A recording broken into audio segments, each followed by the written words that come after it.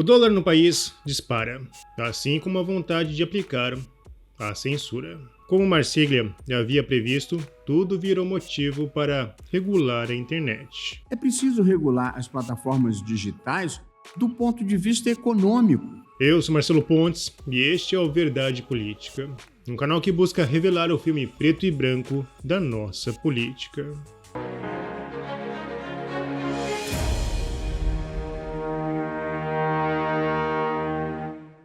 Enquanto os ativistas seguem limitando o alcance da direita nas redes sociais, a esquerda segue mentindo. O deputado Lindenberg Farias comemorou um suposto crescimento do PIB de 5,4% em outubro e completou: "Mas um tal de mercado fala que estamos no fundo do poço, faz o L." E adivinhe, o mentiroso é Lindenberg Farias. O dado correto é um crescimento de 5,4% em comparação a outubro do ano de 2023, que já não foi muito bem pela queda das exportações do agronegócio.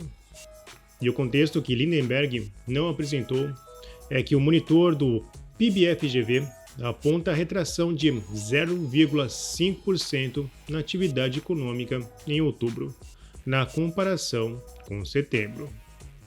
Lembrando que em outubro é esperado um aquecimento natural da economia decorrente do fim de ano.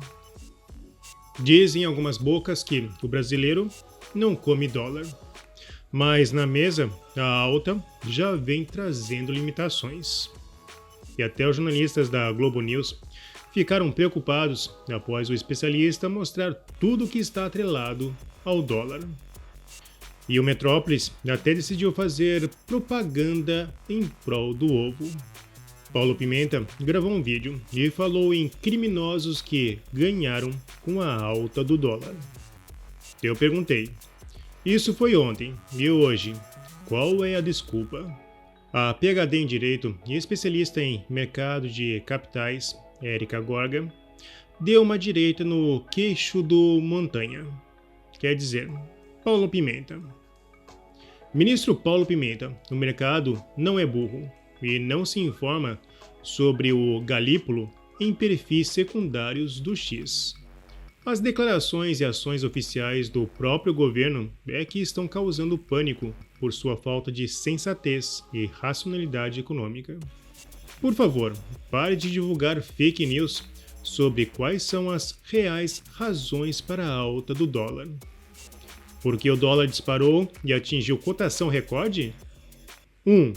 Lula declarou que ninguém no mercado tem mais responsabilidade fiscal do que eu. 2. As despesas desenfreadas das contas públicas mostram que Lula é o governo mais irresponsável fiscalmente de todos os tempos. Fora o governo Dilma.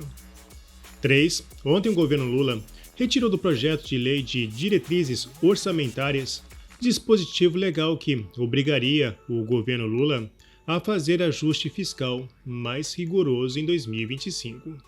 4. A reforma tributária aprovada ontem na Câmara vai aumentar os impostos do povo brasileiro. O Brasil se tornou o país com IVA mais alto do mundo. Isso é péssima notícia para a economia do país. 5. A conclusão óbvia dos itens 3 e 4 acima é que todos os brasileiros serão obrigados a bancar a gastança desenfreada do governo Lula, a qual tende a aumentar devido à retirada da exigência de ajuste da LDO. 6. O mercado, que não é burro, entendeu corretamente que o governo Lula está praticando política econômica suicida e que a economia brasileira não vai se sustentar. A tendência é de destruição da economia nacional. Por isso o dólar disparou. 7. Qualquer comercialização do dólar neste cenário é fruto da racionalidade e análise técnica dos agentes do mercado. Mesmo com a política anticíclica operando no modo power e impulsionando uma dívida crescente, o resultado não chega à mesa do brasileiro. O relatório fiscal de dezembro foi liberado e não é animador. Mesmo em crises moderadas, espera-se um aumento na arrecadação devido a fatores demográficos. No gráfico podemos ver o efeito da política anticíclica, que termina seu fôlego em 2024. E depois, total estagnação. A linha amarela em queda revela que a contribuição dessas receitas será cada vez menor no cenário fiscal brasileiro. Isso reflete claramente a expectativa de desaceleração do crescimento econômico, acompanhada pela redução de receitas extraordinárias ao longo do tempo. Enquanto isso, as despesas discricionárias, em azul, continuarão subindo. E tudo no Brasil funciona à base de despesas discricionárias. Algumas funções de despesa dependem diretamente da disponibilidade de recursos discricionários para serem executadas. Sem dinheiro, sem serviço. E se tudo der certo, apenas em 2030 estaremos com algum grau de tranquilidade. Mas sabemos que tranquilidade é utopia nos governos petistas. E vamos para o destaque da mentira. O traço em rosa era a promessa, mas em vermelho foi a realidade. Então devemos esperar turbulências, pois a banda do PT só sabe tocar baixo e de uma única corda. Tendo que manter os juros altos, temos um choque que irá comprometer o ritmo da atividade econômica no país. As taxas de juros colocariam pressão adicional ao nível de endividamento, gerando as trajetórias superiores nas figuras citadas. Basicamente é uma faca de dois gumes. Emitindo dinheiro, temos inflação, e o resultado são juros incontroláveis e uma dívida igualmente incontrolável. Haddad afirmou que o dólar iria se acomodar e no final do dia ele se acomodou em um novo recorde, 6,30. Bolsonaro postou a diferença entre os dois governos. A Bloomberg postou: pânico atinge mercados no Brasil em meio à crise fiscal. Na matéria é afirmado: primeiro foi um colapso da moeda.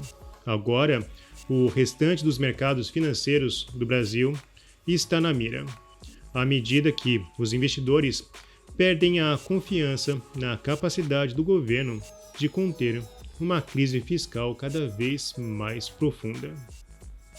E como já era esperado, o ministro ativista Barroso usou da crise para empurrar a censura. Em primeiro lugar, antes de chegar no ponto mais delicado, é preciso regular as plataformas digitais do ponto de vista econômico, para que se faça a tributação justa. Há uma imensa evasão fiscal nessa matéria. Para impedir a dominação de mercados, essa é hoje uma preocupação em todo o mundo. Empresas poderosas demais, muitas muito mais poderosas do que países soberanos. Como eu havia dito, no final de 2022, a ideologia vai até onde o dinheiro alcança. Por isso, eu termino esse vídeo com uma mensagem de esperança do deputado Nicolas Ferreira. E que nós, pela Constituição, de fato, somos os representantes legais, onde o poder emana do povo por conta disso.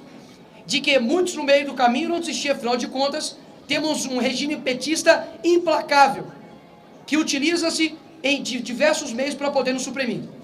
Mas no meio desse caminho alguns irão desistir, outros irão desanimar, outros irão atacar quem está colocando até mesmo sua própria liberdade em jogo para poder te defender. Mas quero deixar algo bem claro. A história não se resume somente por batalhas ganhas ou perdidas. A história se resume por aqueles que persistem e que resistem. Uma pessoa muito poderosa aqui nessa casa se ativa e diz o seguinte: olha, Nicolas, presta atenção. O mundo, ele é aqui, ó. O mundo, ele dá voltas. Os mesmos asseclas que prenderam Lula também soltaram Lula. Fiquem em paz que eu ainda vou ver senador aqui da República que é ainda manipulado por ministros do STF votando a favor de impeachment de ministro em alguns anos próximos, porque as pessoas não estão cegas.